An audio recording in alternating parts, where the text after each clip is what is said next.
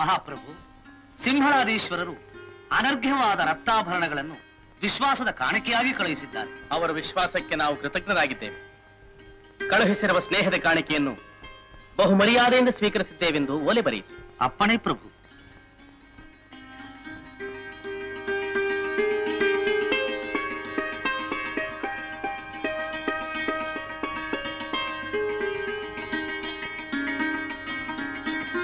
ಮಹಾಪ್ರಭು, ನನ್ನ ಗುರುಗಳು ತಮ್ಮ ದರ್ಶನಕ್ಕೋಸ್ಕರ ದಯಮಾಡಿಸಿದ್ದಾರೆ. ಸಂತೋಷ. ವಿಜಯೀ ಭವ ಭೋಜರಾಜ, ವಿಜಯೀ ಭವ. ತಮ್ಮ ನಾಮಧೇಯ? ಮಹಾಕವಿ ರಾಕ್ಷಸ. ಓ, ತಾವು ಮಹಾಕವಿ ರಾಕ್ಷಸ. ತಮ್ಮ ಶಿಷ್ಯ ಕವಿ ರಾಕ್ಷಸ. ನಿಮ್ಮ ಶಿಷ್ಯ ಮರಿ ರಾಕ್ಷಸ. ರಾಕ್ಷಸ ಪರಂಪರೆ. ನನ್ನದೊಂದು ಸಮಸ್ಯಾತ್ಮಕ ಪ್ರಶ್ನೆ ಇದೆ. ನಿಮ್ಮ ವಿದ್ವತ್ ಮಹಾಸಭೆಯಲ್ಲಿ ಯಾರು ಅದನ್ನು ಪೂರೈಸಿದ್ರೂ ಸರಿ, ಸಂತೋಷ. ಇಲ್ಲದಿದ್ದರೆ ನಿಮ್ಮ ವಿದ್ವಾಂಸರೆಲ್ಲರೂ ನನಗೆ ಶರಣಾಗತರಾಗಿ ನನ್ನ ಶಿಷ್ಯನಿಗೆ ಶಿಷ್ಯರಾಗಬೇಕು. ಭವಭೂತಿಗಳೇ, ಏನು ಹೇಳುವಿರಿ? ಒಪ್ಪಿಗೆ ಮಹಾಪ್ರಭು. ಕುಂತಿ ಸುತೋ ರಾವಣ ಕುಂಭಕರ್ಣ, ಇದೇ ನನ್ನ ಪ್ರಶ್ನೆ. ಏಕಸಂಧಿಗ್ರಾಹಿ. ರಾವಣ ಕುಂಭಕರ್ಣರು ಕುಂತಿ ಸುತರು ಹೇಗಾಗುತ್ತಾರೆ ಮಹಾಪ್ರಭು? ದ್ವಿಸಂಧಿಗ್ರಾಹಿ. ಅರ್ಥವೇ ಆಗುತ್ತಿಲ್ಲ ಮಹಾಪ್ರಭು. ಬಾಣ, ದಂಡಿ, ಭವಭೂತಿ, ವರರುಚಿ, ಮಯೂರ, ಮಾಘ.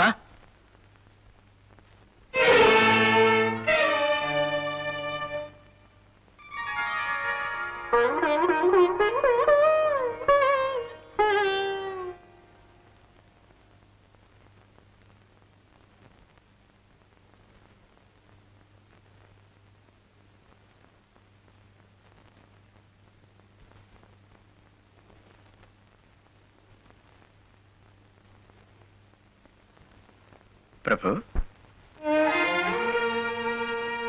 ಬಾ ಕಾಳಿದಾಸ, ನಿನ್ನನ್ನೇ ಜ್ಞಾಪಿಸಿಕೊಳ್ಳುತ್ತಿದ್ದೆ. ಏಕೆ ಪ್ರಭು, ಇಂದೇಕೋ ರಾಜ್ಯಸಭೆ ಬಹಳ ಮೌನವಾಗಿದೆ? ನಮ್ಮ ಗುರುಗಳು ಒಂದು ಸಮಸ್ಯೆ ಹೇಳಿದ್ದಾರೆ. ಅದನ್ನು ಬಿಡಿಸಲಾಗದೆ ತಿರುಗಾಡುತ್ತಿದ್ದಾರೆ ನಮ್ಮ ಕವಿಗಳು. ಬಿಡಿಸಲಾಗದ ಸಮಸ್ಯೆ? ಅದನ್ನು ನಾವು ಸ್ವಲ್ಪ ಕೇಳಬಹುದೇ? ಅಗತ್ಯವಾಗಿ, ಮುಖ್ಯವಾಗಿ ತಾವೇ ತಿಳಿದುಕೊಳ್ಳಬೇಕಾಗಿರುವ ಸಮಸ್ಯೆ. ಅಂದರೆ ನಮಗಾಗಿಯೇ ತಂದ ಸಮಸ್ಯೆ ಹೇಗಾದರೂ ಭಾವಿಸಬಹುದು. ಗುರುಗಳೇ, ಕುಂತಿ ಸುತೋ ರಾವಣ ಕುಂಭಕರ್ಣ, ಇಷ್ಟೇ ತಾನೆ? ಇದ್ಯಾವ ಮಹಾ ಸಮಸ್ಯೆ? ಏನಂದ್ರೆ ಇದ್ಯಾವ ಮಹಾ ಸಮಸ್ಯೆ? ಹಾಗಾದರೆ ಇಲ್ಲಿರುವ ಕವಿಗಳೇಕೆ ಕಕ್ಕಾಬಿಕ್ಕಿಯಾಗುತ್ತಿದ್ದರು? ಕಾಳಿದಾಸ, ನಿನಗಂತಹ ಶಕ್ತಿ ಇದ್ದರೆ ನನ್ನ ಪ್ರಶ್ನೆಗೆ ಉತ್ತರ ಹೇಳು. ಕುಂತಿ ಸುತೋ ರಾವಣ ಕುಂಭಕರ್ಣ. ಇದನ್ನು ಪ್ರಭುಗಳೇ ಬಗೆಹರಿಸಬಹುದಾಗಿತ್ತು. ಬಗೆಹರಿಸಲಿ? ನಮ್ಮಗಳ ಮೇಲಿನ ಪ್ರೀತಿ ವಿಶ್ವಾಸದಿಂದ ಆಸ್ಥಾನ ಕವಿಗಳೇ ಉತ್ತರ ಹೇಳಿ ಕೀರ್ತಿ ಸಂಪಾದಿಸಲಿ ಎಂಬ ಉದಾರ ಮನೋಭಾವ ನಮ್ಮ ಪ್ರಭುಗಳದು. ಈಗ ನಮ್ಮ ಸಮಸ್ಯೆಗೆ ಉತ್ತರ ಹೇಳುವೆಯೋ ಇಲ್ಲ ಸೋಲನ್ನು ಒಪ್ಪಿಕೊಳ್ಳುವೆಯೋ? ಮತ್ತೊಮ್ಮೆ ಹೇಳಿ. ಸೋಲನ್ನು ಒಪ್ಪಿಕೊಳ್ಳುವೆಯೋ? ತಾವು ಸೋಲನ್ನು ಅನಂತರ ಒಪ್ಪಿಕೊಳ್ಳುವಿರಂತೆ ಈಗ ಸಮಸ್ಯೆಯನ್ನು ಹೇಳಿ. ರಾವಣ ಕುಂಭಕರ್ಣ. ಕಾ ಪಾಂಡು ಪತ್ನಿ ಗೃಹಭೂಷಣಂ ಕಿಂ ಕೋ ರಾಮಶತ್ರು ಕಿಂ ಅಗಸ್ತ್ಯ ಜನ್ಮ ಕಃ ಸೂರ್ಯಪುತ್ರ ವಿಪರೀತ ಪೃಚ್ಛ ಕುಂತಿ ಸುತೋ ರಾವಣ ಕುಂಭಕರ್ಣ. ಪಾಂಡುರಾಜನ ಪತ್ನಿ ಯಾರು? ಕುಂತಿ. ಮನೆಗೆ ಭೂಷಣನಾರು? ಸುತ. ರಾಮನ ಶತ್ರು ಯಾರು? ರಾವಣ. ಅಗಸ್ತ್ಯನು ಹುಟ್ಟಿದ್ದು? ಕುಂಭ. ಸೂರ್ಯಪುತ್ರ ಕರ್ಣ. ಕುಂತಿ ಸುತೋ ರಾವಣ ಕುಂಭಕರ್ಣ.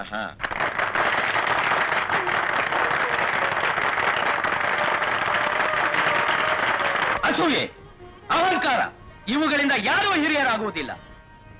ಕಾಳಿದಾಸನಂತ ಮಹಾಕವಿ ಹಿಂದೆ ಹುಟ್ಟಿಲ್ಲ, ಮುಂದೆ ಹುಟ್ಟುವುದೂ ಇಲ್ಲ. ಕವಿರಾಜ, ನಾನು ಸೋತೆ. ತಾವು ಹಿರಿಯರು, ಆಶೀರ್ವದಿಸಬೇಕು. ನಿಜ, ನಾನು ಹಿರಿಯ ವಯಸ್ಸಿನಲ್ಲಿ, ವಿದ್ವತ್ತಿನಲ್ಲಿ ನೀನು ಹಿರಿಯ. ಶಿಷ್ಯ, ಅಲ್ಪವಿದ್ಯಾ ಮಹಾಗರ್ವಿ ಎನ್ನುವಂತೆ ಯಾರೂ ನಡೆದುಕೊಳ್ಳಬಾರದು. ಪ್ರಭು, ಭೋಜರಾಜ, ಇಂತಹ ಕವಿರತ್ನವಿರುವುದು ಈ ಸಭೆಗೆ ಭೂಷಣ. ಆತನ ವಿನಯ ಪಾಂಡಿತ್ಯಕ್ಕೆ ಭೂಷಣ. ಕಾಳಿದಾಸ, ನಿನ್ನ ಸ್ನೇಹ ನಮಗೆ ಭೂಷಣ.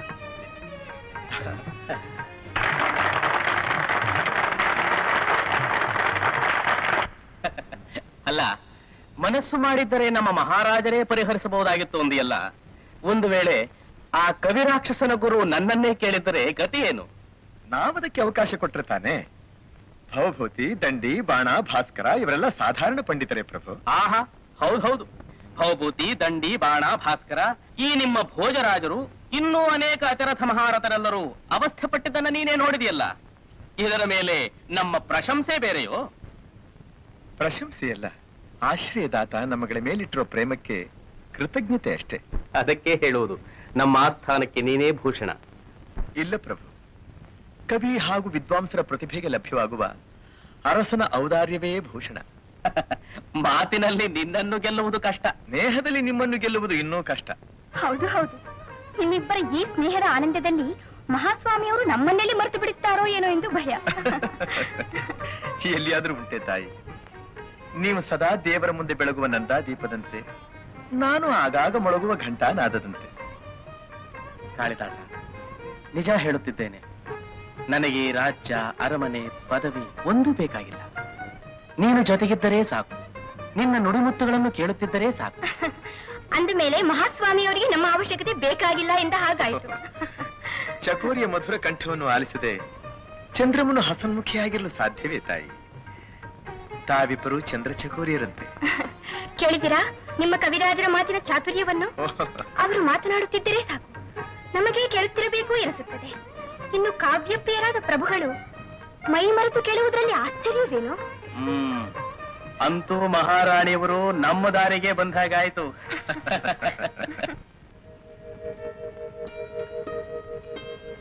ಅದೆಷ್ಟು ರಮ್ಯವಾಗಿದೆ ಈ ಬೆಳದಿಂಗಳು. ಮಿತ್ರ ಪ್ರಭು, ಇಷ್ಟೊಂದು ಸುಂದರನು, ಮನ್ಮಥನ ಪ್ರಿಯಮಿತ್ರನೂ ಆದ ಆ ಚಂದ್ರನಲ್ಲಿ ಆ ಕಪ್ಪು ಬಣ್ಣದ ಕಳಂಕವೇಕೆ? ಅದು ಕಳಂಕವಿರಲಾರದು ಪ್ರಭು. ವಿಷವನ್ನು ನುಂಗಿದ ಕಾರಣ ಶಿವನ ಕಂಠ ನೀಲಿಯಾಗಲಿಲ್ಲವೇ? ಹಾಗೆ ಈ ಜಗತ್ತಿನ ಅಂಧಕಾರವನ್ನು ನುಂಗಿದ ಕಾರಣ ಚಂದ್ರನ ಉದರದಲ್ಲಿ ಆ ಕಪ್ಪು ಛಾಯೆ ಇರಬಹುದೋ ಏನೋ. ಇರಬಹುದು. ಅಂತೂ ಎಲ್ಲಾ ರಾತ್ರಿಗಳು ಹೀಗೆಯೇ ಬೆಳದಿಂಗಳೇ ಆದರೆ ಎಷ್ಟು ಚೆನ್ನ. ಕೆಲವರಿಗೆ ಚೆನ್ನ, ಮತ್ತೆ ಕೆಲವರಿಗೆ ಈ ರಾತ್ರಿ ಬಹು ಹಿಂಸೆಯಾಗಿರುತ್ತದೆ ಪ್ರಭು. ಒಲಿದ ಪ್ರೇಮಿಗಳು ಜೊತೆಯಾಗಿದ್ದರೆ ಕೆನೆ ಹಾಲಿಗೆ ಸಕ್ಕರೆ ಬೆರೆಸಿದಂತೆ ರುಚಿಯಾಗಿರುತ್ತದೆ. ಹಾಗಲ್ಲದೆ ಬಯಸಿದ ಹೆಣ್ಣು ಕನಸಿನ ರಾಣಿ ಆದರೆ ತಂಪಾದ ಚಂದ್ರನು ಸುಡುವ ಬೆಂಕಿ ಆಗುತ್ತಾನೆ, ತಂಗಾಳಿ ಉರಿಯುವ ಜ್ವಾಲೆ ಆಗುತ್ತದೆ. ನಿದ್ರೆ ಮಾಯವಾಗಿ, ಆಹಾರ ರುಚಿಸದಾಗಿ, ನೆಮ್ಮದಿ ಕಾಣದಾಗಿ, ಬದುಕು ಅರ್ಥಹೀನವಾಗಿ ಮನ್ಮಥನನ್ನು ನಿಂದಿಸುತ್ತಾ ಈ ಹಾಳು ಚಂದ್ರನನ್ನು ಮೃತ್ಯು ನುಂಗಬಾರದೆ ಎಂದು ಶಪಿಸುತ್ತಾರೆ ಪ್ರಭು. ಕವಿಗಳು ಈ ವಿರಹಕ್ಕೆ ಸಿಲುಕಿ ಯಾವಾಗ ನರಳಿದ್ರು? ಕ್ಷಮಿಸಬೇಕು ಪ್ರಭು, ನನಗಿನ್ನೂ ಅದರ ಅನುಭವ ಇಲ್ಲ. ನೋಡಿದ್ದು, ಕೇಳಿದ್ದು, ಕಲ್ಪನೆ ಮಾಡಿದ್ದು ಅಷ್ಟೇ.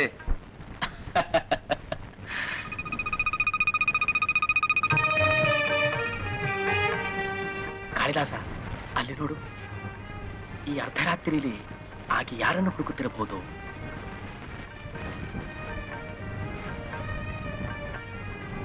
ಅಸಹಾಯಕಳಾದ ಹೆಣ್ಣು ಮನ್ಮಥನನ್ನು ಹುಡುಕುತ್ತಿರಬಹುದು ಪ್ರಭು. ನನ್ನ ಕಲ್ಪನೆ. ನನ್ನ ಗ್ರಹಚಾರಕ್ಕೆ ಈ ಹುಣ್ಣಿಮೆ ರಾತ್ರಿ ಈ ದಿನವೇ ಬರಬೇಕೆ? ಹೊಸ ಹೊಸ ಬೈಕೆಗಳು ನನ್ನನ್ನೇ ಕಾಡಬೇಕೆ? ಏನು ಮಾಡಲಿ? ಈ ರಾತ್ರಿಯನ್ನು ಹೇಗೆ ಕಳೆಯಲಿ?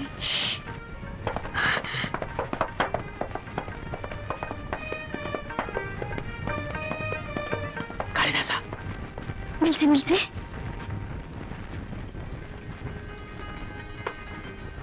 ತಾವು ಯಾರು? ರಾಜಕುಮಾರ. ಯಾವ ದೇಶ? ದೂರದ ದೇಶ. ಇಲ್ಲಿಗೆ ಬಂದ ಕಾರಣ?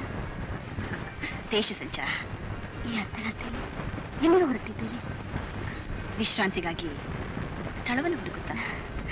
ಅಭ್ಯಂತರವಿಲ್ಲದಿದ್ದರೆ ನಮ್ಮ ಮನೆಗೆ ಬನ್ನಿ, ತೃಪ್ತಿಯಾಗುವಂತೆ ಉಪಚಾರ ಮಾಡ್ತೇನೆ.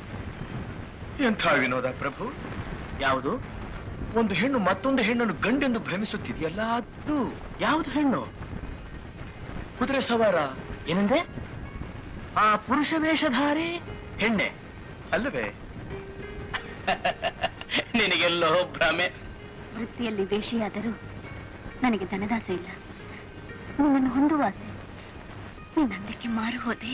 ಛೆ, ಕಾಮಾತುರಾಣಂ ನ ಭಯಂ ನ ಲಜ್ಜ. ಲಜ್ಜೆ ಪಟ್ಟರೆ ಇಷ್ಟಾರ್ಥ ನೆರವೇರುವುದೇನು? ಬಾವೀರ, ಬಿಡು, ನನ್ನ ಕೈ ಬಿಡು. ನೀನು ತಪ್ಪು ತಿಳಿದಿದ್ದಿ. ನೀನು ಭಾವಿಸಿರೋ ಹಾಗೆ ನಾನು ಪುರುಷನಲ್ಲ. ನಿನ್ನಂತೆ ನಾನು ಹೆಣ್ಣು.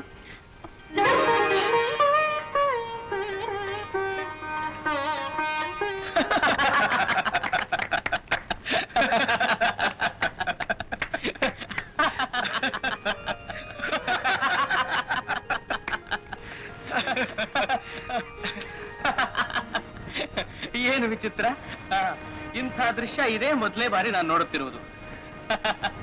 ಪಾಪ ಆಕೆಯ ಪರಿಸ್ಥಿತಿಯನ್ನು ನೋಡು. ಮನೆ ಬಿಟ್ಟು ಹೊರಗೆ ಬರುವ ಹೆಣ್ಣಿಗೆ ಅಪಾಯ ತಪ್ಪಿದ್ದಲ್ಲ, ಅದಕ್ಕೆ ಈ ಗಂಡು ವೇಷ ಧರಿಸಿದೆ. ನಿನ್ನ ಹೆಸರು? ಕಲಾಧರೆ. ಕಲಾಧರೆ, ನಿನ್ನ ಮುಖ ನೋಡಿದ್ರೆ ಹೇಳಲಾರದ ವೇದನೆ ತುಂಬಿರೋ ಆಗಿದೆ. ನಾನು ಹೆಣ್ಣು. ಹೇಳು, ನಿನಗೆ ಯಾವ ರೀತಿ ಸಹಾಯ ಮಾಡ್ಲಿ? ಸ್ವಲ್ಪ ಕಾಲ ಇಲ್ಲಿರಲು ಆಶ್ರಯ ಕೊಡು, ಸಾಕು. ಸದ್ಯಕ್ಕೆ ಇದನ್ನು ತೆಗೆದುಕೋ. ನನ್ನ ಪ್ರಯತ್ನ ಸಫಲವಾದ ನಂತರ ಮತ್ತಷ್ಟು ಕೊಡುತ್ತೇನೆ. ಅಯ್ಯೋ ಅಯ್ಯೋ, ಉತ್ತರತ್ನ. ಕಲಾಧರೆ, ನೀನು ಯಾರು, ಎಲ್ಲಿಂದ ಬಂದೆ, ಯಾರಿಗಾಗಿ ಬಂದೆ, ಇಂಥ ಪ್ರಶ್ನೆಗಳಿಗೆ ಉತ್ತರ ಹೇಳುವ ಸ್ಥಿತಿಯಲ್ಲಿ ನಾನಿಲ್ಲ. ನೀನೇನು ಹೇಳ್ಬೇಡ. ನಿನಗೆ ಇಷ್ಟ ಬಂದಷ್ಟು ದಿನ ಇಲ್ಲೇ ಇರು.